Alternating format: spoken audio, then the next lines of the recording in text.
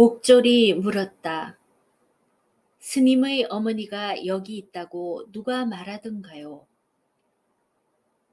목련이 답하였다.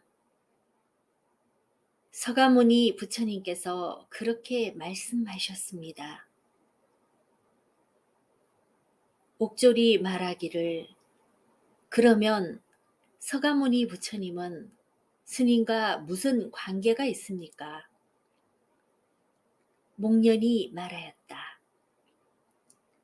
부처님은 빈도의 본사 화상이시고 나는 그분의 제자 대목걸련이올시다. 옥졸이 이 말을 듣더니 머리를 숙이고 철창을 놓고 일천여 번이나 절하면서 찬탄을 하였다. 참 착한 일입니다. 오늘은 과보로 서가모니 부처님의 제자의 얼굴을 보게 되었습니다. 그런데 스님의 어머니는 니시라 하옵니까? 내 스님을 위해서 옥중에 가서 명부를 찾아보겠습니다. 이렇게 말하고 옥주가 들어가 문수를 찾아보았으나 그런 이름이 없었다. 나와서 목련에게 말했다. 이 옥중에는 아니 계시며 이 앞에 큰 아비지옥이 있으니 가보십시오. 목련이 다시 앞으로 가다가 보니 또 큰 지옥이 있었다. 담 높이는 만길이나 되고 금은 벽이 만겹이나 되었는데 그 위에는 철망으로 얽어서 그 위를 덮었고 그 위에는 또 4마리의 큰 동구가 있는데 입으로 항상 맹렬한 불길을 토하여 허공에서 활활 타고 있었다. 밖에 나가서 1000마디나 소리를 질러보아도 아무도 대답이 없었다. 목련은 다시 돌아와 옥주에게 물었다. 앞에 큰 지옥이 있기는 하나 담의 높이가 만길이요 금은 벽이 만겹으로 철망을 얽어서 그 위를 덮어 씌웠습니다.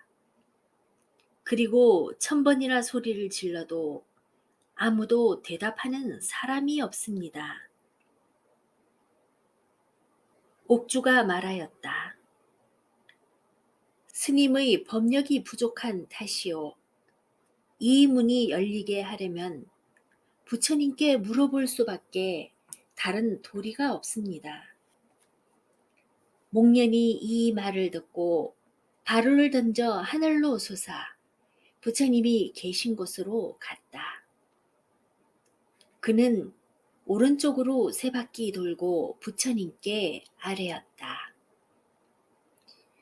세존이시여, 제가 지옥에 가보았더니 담의 높이가 만길이나 되고 금은 벽이 만겹이나 되는데 아무리 여러 번 큰 소리를 질러도 대답하는 사람이 없습니다.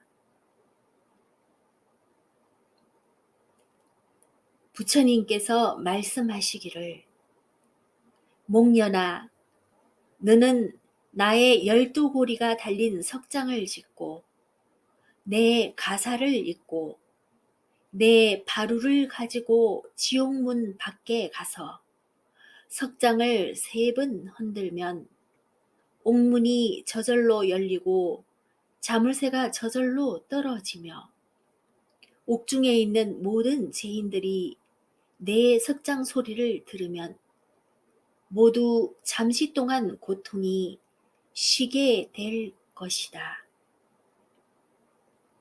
목련이 부처님의 가사를 받아 읽고 손에 석장을 짚고 지옥 문 앞에 이르러 석장을 3번 흔들었다. 그랬더니 옥문이 저절로 열리고 자물쇠도 저절로 떨어졌다. 이에 목련은 지옥 속으로 달려 들어갔다. 옥졸들이 목련을 밀어내며 말했다. 스님은 누구시기에 맘대로 이 문을 여는 겁니까? 이 문은 생긴 후부터 아직 열어본 적이 없습니다. 목련이 말하였다. 만일 이 문을 열지 않으면 죄인들은 어디로 들어옵니까? 옥주가 답하기를 남선부조 중생들은 불효를 많이 범하고 오역을 많이 범했으며 삼보를 믿지 않았기 때문에 명이 다한 데는 어풍에 불려와서 거꾸로 매달려 내려오고 문으로 들어오지는 않습니다. 그런데 스님은 어찌하여 여기 오셨습니까? 목련이 말하기를 내가 특별히 온 것은 어머니를 찾으러 온 것입니다. 옥주가 말하기를 누가 스님의 어머니가 여기 계시다고 하셨습니까? 목련이 답하였다. 서가모니 부처님께서 말씀하셨습니다. 옥주가 말하였다. 서가모니 부처님과 무슨 관계가 있으십니까? 목련이 답하기를 바로 저의 스승이십니다. 옥주가 물었다. 어머님의 성명이 무엇입니까? 내 스님을 위해서 옥중에 가서 명부를 찾아보겠습니다. 목련이 말하였다. 왕사성 안의 부상장자의 아내로 이름은 청제 부인이요 유씨의 넷째 따님입니다.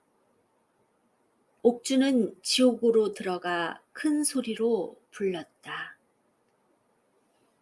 왕사성에 살던 청제 부인 유씨의 넷째 딸아, 문 밖에 출가한 아들이 왔는데 본명이 대목걸련이며 이는 부처님 제자로서 불가사의의 신통이 있으니 만일 이 사람이 참으로 너의 아들이면 머지않아 지옥을 떠날 수가 있을 것이다. 옥주는 또 다시 물었다. 왕사성 안에 살던 청제 부인아, 너는 어찌하여 대답이 없느냐? 그제서야 죄인이 대답했다. 옥주께서 다시 더 고통받는 것으로 끌어갈까 두려워서 진작 대답하지 못했습니다. 죄인에게 오직 한 아들이 있는데 출가한 일도 없고 이름도 대목걸련이 아니옵니다. 옥주는 밖으로 나와서 목련에게 말했다. 옥중에 청제 부인이 한 사람 있는데 아들은 출가한 일도 없고 이름도 대목걸련이 아니랍니다. 목련이 말하였다. 옥주는 대자 대비로 어머니가 나를 알아보지 못하리라는 것을 일러 주소서. 부모가 살아계실 때의 내 이름은 나복이었고 부모가 돌아가신 뒤에 부처님께 가서 출가하였으며 부처님께서 이름을 대목걸련이라고 고쳐주셨습니다. 옥주가 말하였다.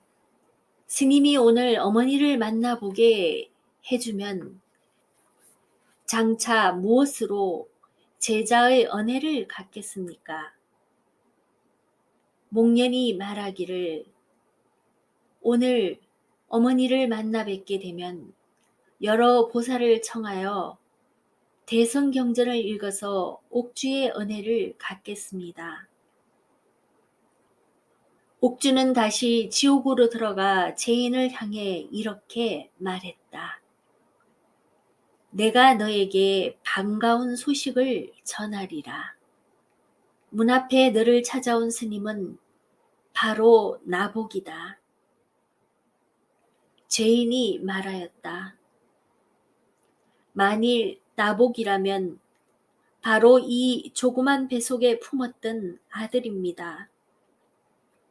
이때 옥주가 새창을 가지고 죄인을 찔러 일으켜서 못을 뽑아 땅에 떨어지니 온몸의 틀구멍에서 피가 흘렀다.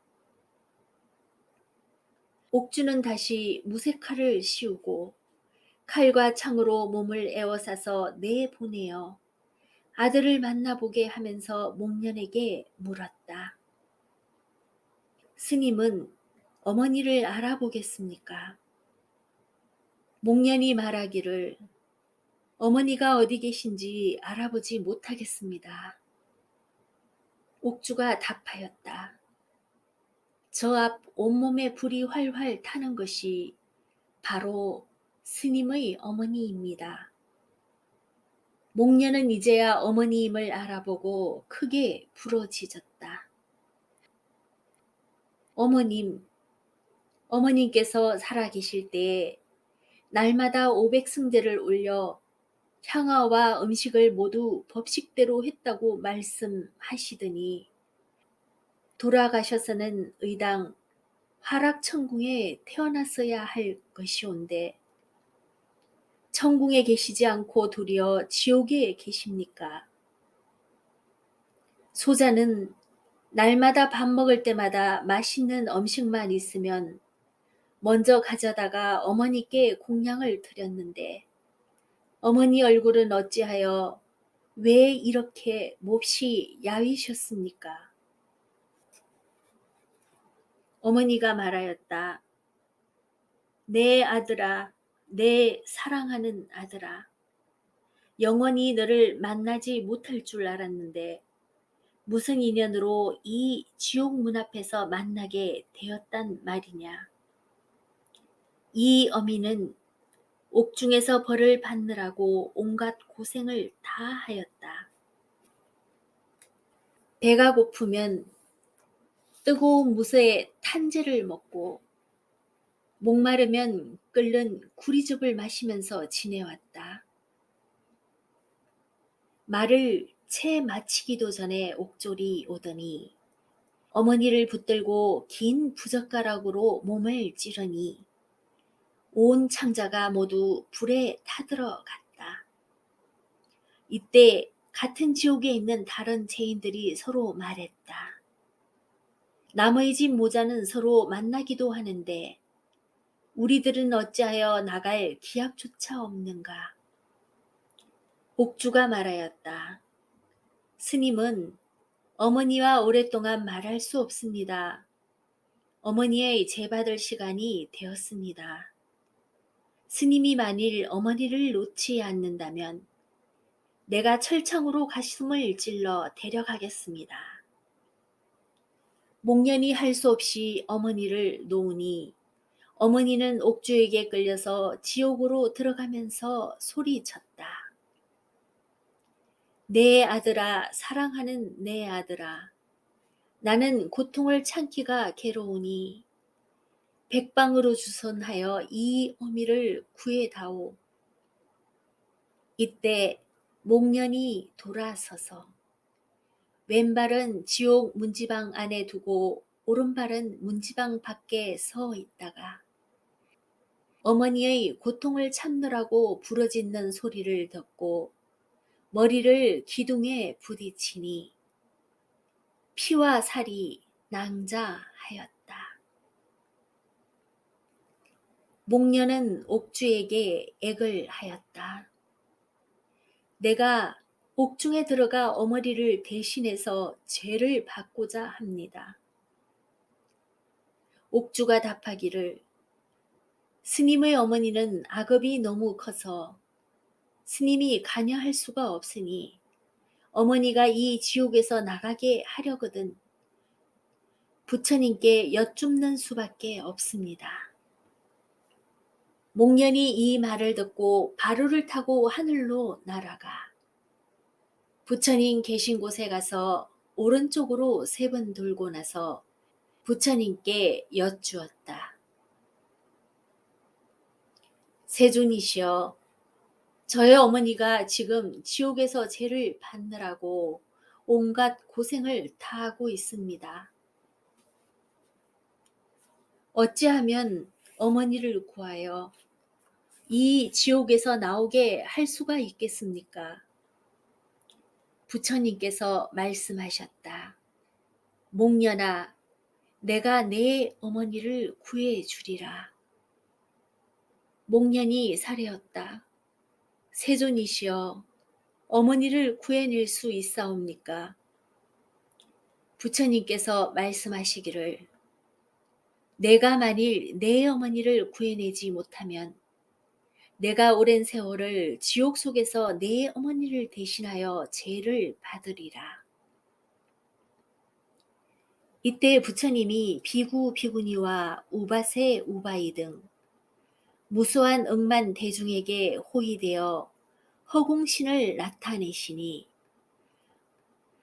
그 높이가 7다라수이며 이에 서가모니는 양미간으로 오색의 광명을 내어 지옥을 비추어 깨뜨렸다. 철상지옥은 연화자로 변하고 금수지옥은 백옥 사다리가 되고 화탕지옥은 연못이 되었다. 그때 염라대왕이 찬탄하였다. 착하고 착하도다. 내가 친히 예배하고 향을 사루었거늘 누가 부처님이 이 세상에 계신 것을 믿지 않겠느냐. 이렇게 말하면서 우두옥조를 시켜서 죄인들을 모두 놓아서 천상에 다시 태어나게 하였다. 목련이 또 세존께 사례었다. 모든 죄인들이 모두 천상에 태어났사온데 어머니는 어느 곳에 태어났습니까? 부처님께서 말씀하시기를, 목련아, 너의 어머니는 살아생전의 죄업이 막중하고 무거우며 업장이 끝나지 못해서 대지옥에서는 나왔으나 다시 흑암지옥으로 들어갔다. 보살들이 재 올리고 남은 밥 한 그릇을 너에게 줄 것이니 가지고 지옥 속에 가서 어머니께 드려라. 목련이 밥을 얻어 가지고 지옥에 이르니 어머니가 밥을 보고 탐심을 버리지 못하고 왼손으로 밥을 움켜쥐고 오른손으로 사람을 막으면서 밥을 가져다가 입속에 넣으니 전과 같이 그 밥이 변하여 맹렬한 불이 되었다. 목련이 또 세존에게 사례었다. 세존이시여, 어떻게 하면 어머니를 흑암지옥에서 벗어나게 하겠습니까? 부처님께서 말씀하시기를, 너의 어머니를 흑암지옥에서 벗어나게 하려면 여러 보살을 청하여 대성경전을 읽어야만 흑암지옥에서 나오리라. 목련은 바로 부처님의 분부대로 모든 보살들을 정해서 대성경전을 읽었다. 그랬더니 어머니가 그 흑암지옥에서 나와서 또 아기 속에 태어났다. 목련이 사례였다. 세존이시여, 어머니가 흑암지옥에서 나와서 어느 곳에 태어났습니까? 부처님께서 말씀하시기를, 지옥에서 나와서 아기 중에 태어났느니라. 목련이 사례였다. 세존이시여, 어머니께서 지옥에 계신 지 오래되었사오니 어머니와 함께 항아수 가에 가서 물을 마시고 배를 씻어 드릴까 합니다. 부처님께서 말씀하시기를 목련아 부처들이 물을 마시면 그것은 마치 좋은 젖과 같고 스님들이 물을 마시면 마치 단 이슬과 같고 십선인이 물을 마시면 능히 목마름을 면할 것이나 너의 어머니가 이 물을 마시면 뱃속으로 흘러들어가서는 맹렬한 불로 변해서 창자를 태워버리고 말 것이다. 목련이 사례었다. 세존이시여, 그러면 어떻게 해야 어머니가 아기 속에서 벗어날 수 있겠습니까? 부처님께서 말씀하시기를 보살들을 청하여 49등의 불을 켜고 방생을 하고 신번을 만들어 세우면 너의 어머니가 이 아기를 면할 수 있을 것이다. 목련이 적시 부처님 분부대로 보살을 청하여 49등을 켜서 방생을 하고 신번을 세우고 어머니가 아기의 몸을 떠나게 했다. 목련이 사례였다. 세존이시여, 어머니께서는 아기 몸을 떠나 지금 어느 곳에 태어났습니까? 부처님께서 말씀하시기를 너의 어머니가 비록 아기 세기를 벗어나긴 했으나 지금은 왕사성에 태어나 암깨가 되었느니라. 목련은 이 말을 듣고 바루를 가지고 왕사성으로 가서 그 개를 찾았다. 그 개는 목련을 보자 달려나와 허리를 껴안고 흐느끼면서 말했다. 내가 스님의 어머니이고 스님은 내 아들이니라. 목련이 말하기를 어머니께서 지금 개의 몸을 받았는데 전에 지옥에서 받으시던 고통에 비하면 어떻습니까? 개가 답하기를 내가 앞으로 영원히 개의 몸이 되어 사람의 더러운 것을 먹을지언정 나는 지옥 소리만 들어도 온몸이 떨린다. 목련이 또 부처님께 여쭈었다. 어머니가 개몸이 되어 고생하고 있는데 어떻게 하면 개몸에서 벗어나겠습니까? 부처님께서 말씀하시기를 목련아 7월 보름날에 우란 분재를 올리면 너의 어머니가 개의 몸을 면할 수 있을 것이다. 목련이 사례었다. 세존이시여, 무슨 까닭에 13일이나 14일을 택하지 않고 꼭 7월 보름을 택하십니까? 부처님께서 말씀하시기를 목련아 7월 보름은 대중이 여러 만거를 해제하는 날이라 즐겁게 한 곳에 모여서 너의 어머니를 천도하여 정토에 나게 할 것이다. 목련은 적시 부처님의 분부대로 버더나무와 잣나무 가지를 사다가 우란 분재를 차려서 어머니를 개의 몸에서 벗어나게 하고 부처님 앞에 마주 앉아 500개를 받게 했다. 그리고 빌었다. 원컨대 어머니는 삿된 마음을 버리고 바른 길로 돌아오소서. 하니 천모가 감동되어 내려와서 어머니를 영접해서 도리천궁에 태어나게 하여 모든 쾌락을 받았으며 또 마땅히 법문을 연설하여 중생들을 제독해 했다. 만일 선남자 선여인이 부모를 위하여 이 경을 써거나 받아 지니거나 읽고 외우면 3세 부모의 7대 선망들이 정토에 태어나서 모두 해탈할 것이며 의식이 저절로 생기고 장수하고 부귀하리라. 부처님께서 이 경을 말씀하여 마치시니 천룡팔부와 인비인 등이 모두 환희하며 믿어 받잡고 받들어 행하며 예배하고 물러갔다.